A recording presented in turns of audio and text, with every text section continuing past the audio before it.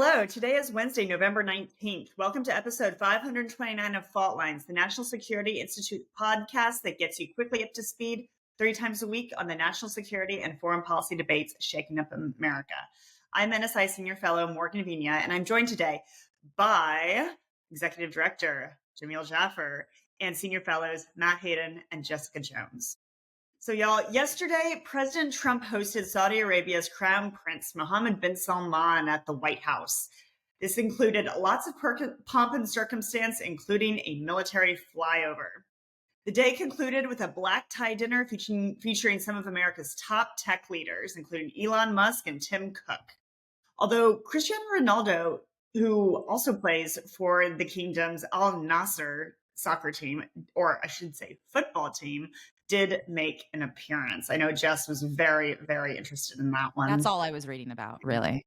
Exactly. The selfies, right?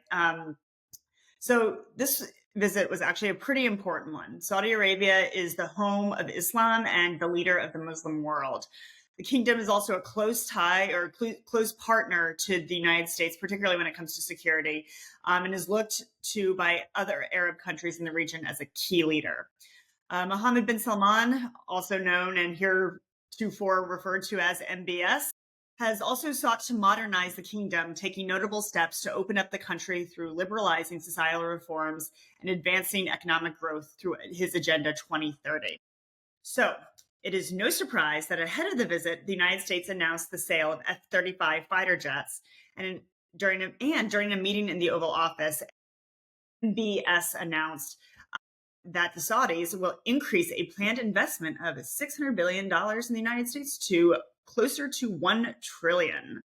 Jamil, this was a notable visit for a lot of reasons, whether it was security or economic development. It was also notable because MBS came to Washington for the first time since the killing of Jamal Khashoggi. Can you just talk about this and how MBS's record, particularly with the previous administration, as well as Trump 1, contrasts that what we're seeing play out today with U.S.-Saudi relations? Yeah, look, I mean, obviously, this is a hugely important visit. Saudi Arabia is a key partner in the region, leader of the Sunni Islam world, Sunni Muslim world, not the Shias like me. I'm a Shia Ismaili Muslim, which is also not the 12er Shias, but whatevs. We'll get into the Shia Sunni debate another time. But look, Saudi Arabia, critical partner in the region, like the United Arab Emirates, like our frenemy Qatar, which also a key partner in the region, Kuwait and the like. But Saudi, really the quarterback of that effort, or at least until UAE is trying to replace them. The challenge, of course, as you point out, and you only got to it right at the end of your intro, was the Saudi government did kill an American. I think he was a green card holder. I think he was a citizen, right? But he was residing in America. He's a Saudi citizen, which is why he was going back to get some papers from the embassy when he was murdered. But an employee of the Washington Post. And he was killed ostensibly because he was a critic of the crown prince, of the regime, and killed in a pretty brutal way. As we understand it, he was chopped up after he was killed. Obviously, a horrible situation. But the U.S. since then has made the decision to normalize relations with Saudi Arabia. We had a challenge with them for a while under President Trump. It wasn't going well. Then President Biden comes in. It went worse. He famously went to Saudi Arabia and instead of shaking Mohammed bin Salman's hand, after, by the way, calling him a pariah, then went to Saudi Arabia when he needed him and fist bumped him instead of giving him a handshake. President Trump has undone all that. He shook his hand, said, "I don't care where his hand has been." I'm not sure that's true, but whatevs. And then the crazy thing at the whole craziest thing was during the press conference where the crown prince is asked a question by a reporter. President Trump, as is not unusual, goes after the reporter, which is not a surprise, and calls it fake news. Of course, we know it's not fake news, but he's upset because his honored guest here, he's been hosted in their country. It was his first big visit overseas. His honored guest is being attacked in front of him. And so he goes ballistic and is like, look, that guy was a bad guy, this and that. And now he's talking about Jamal Khashoggi. Whatever you think about Jamal Khashoggi, nobody deserves to get chopped up. This is a real problem. And then ultimately the president says, look, MBS didn't know anything about it. Whether that's true in a place like Saudi Arabia or not, who knows? But at the end of the day, here's the facts. The facts are Saudi Arabia is a key partner. They'll remain a key partner. We sell them a lot of weapons.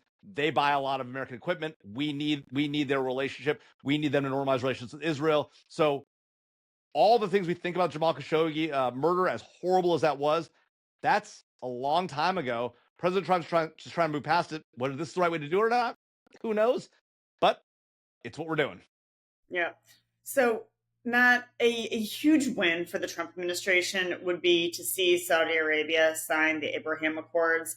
This was truly a historic achievement that Jared Kushner led during the first Trump administration.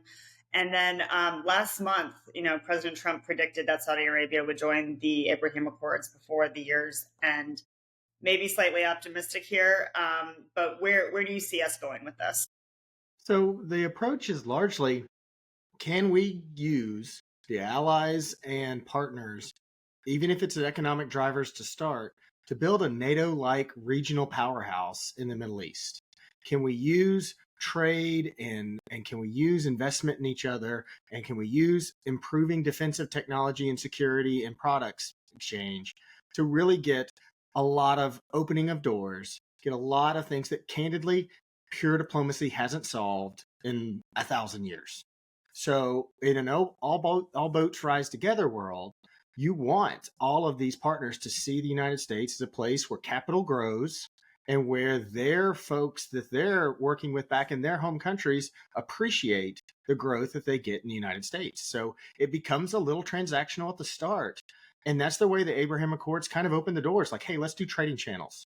And then as a result of successful trading partnerships, let's build together a more peaceful union across the Middle East. And I think that has been largely successful in part because the commercial aspects have worked. You start to see a lot of capital moving across those lines. And the commitment we saw in the White House, no matter how many commas and zeros, is really a statement about the United States is still seen as a place where capital can grow.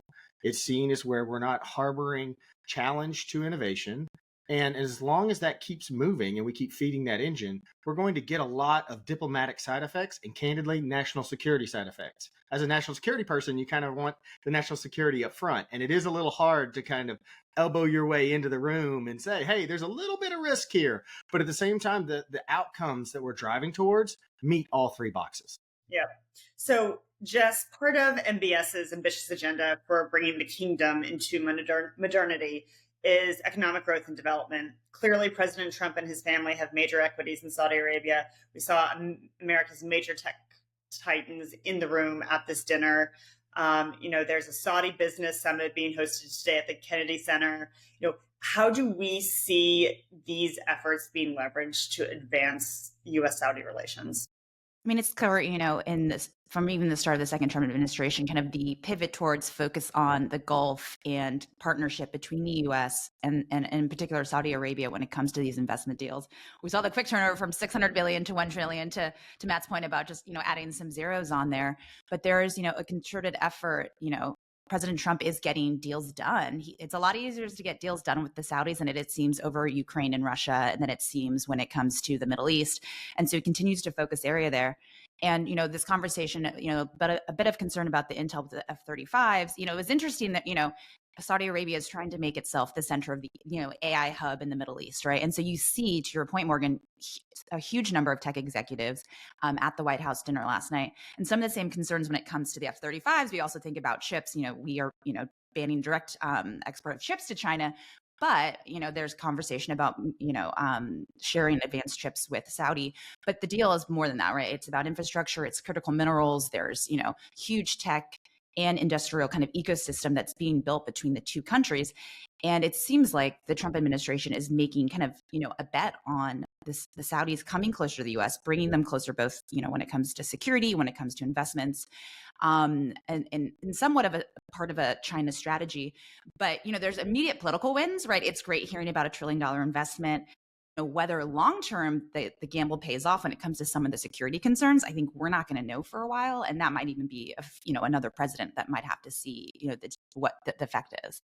Yeah, Morgan, One thought there. I think it's really important what we're seeing here. What both Jess and Matt have raised, this idea of sort of new technological based alliances. We've always had alliances based on location, right, strategic position, which obviously Saudi Arabia is in a critical strategic position on defense capabilities. Now we're seeing increasing technological alliances. We're seeing that around the globe with the move to onshore and ally shore. So I think that's an important dynamic going on here in the region. We saw the Emirates announcement with President Trump and the AI chips. We're seeing more going on here with these investments as well.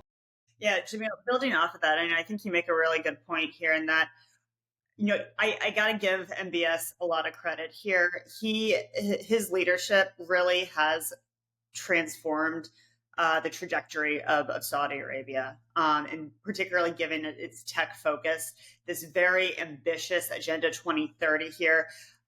MBS knows that he needs to bring Saudi Arabia into modernity. That is through tech, that is through business development, right? Yes, it's also through security. At the same time, he sees the United States as a really critical partner for achieving this agenda. In addition to that, he also recognizes that there are, his Arab brothers in the region. They are competition. UAE, Qatar, these states are also flexing, and I think it's important that Saudi Arabia not take, not forget that. They are certainly reminded of it. They're certainly reminded of it during the World Cup in Doha. And I think what we're going to see moving forward is a Saudi Arabia that really grows closer to the United States under President Trump. I think this also presents a lot of advantages for the United States to elicit concessions out of Saudi Arabia, particularly when it comes to security, to what we see going on, not only ensuring that Iran remains isolated and defanged, particularly when it comes to its nuclear weapons, but also ensuring that our partner Israel is sort of brought into the region and given sort of a bear hug, even by partners that previously didn't have warm relations with the country or even normalized relations. And so I anticipate that we will see Saudi Arabia sign the Abraham Accords at some point. I don't think it'll be at the end of the year. I think there's a lot of work to be done, particularly in the Arab Street, in terms of socializing that normalization. But with that said, I think we're on the pathway, and I certainly am optimistic. Morgan, one quick addition. Every time we say we're selling F-35s to a country, just realize that we are also, through requirements, improving the cybersecurity and the system security of their entire national security systems. So you don't just get an F-35 unless you've got the right conditions to man, equip, operate, and train. And so for every country that gets added to the list of F-35, think improve cybersecurity so that the Iranians, the Chinese, and the Russians don't have access to their national security systems. Matt, and look, this great point. I think, and just a second, Jamil, because I think too what we saw in Turkey when we removed the F-35 system, it was that removal of that indigenous, defense industry.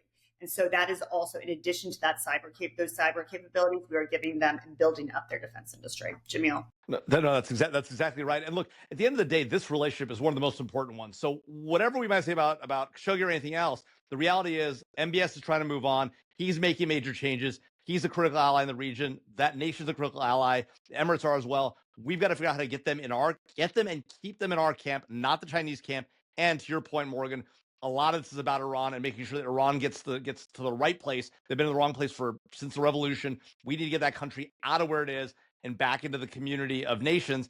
They need to get rid of their regime. If we can help them with that, let's do it. All right. Thanks, Jamil. That's a wrap.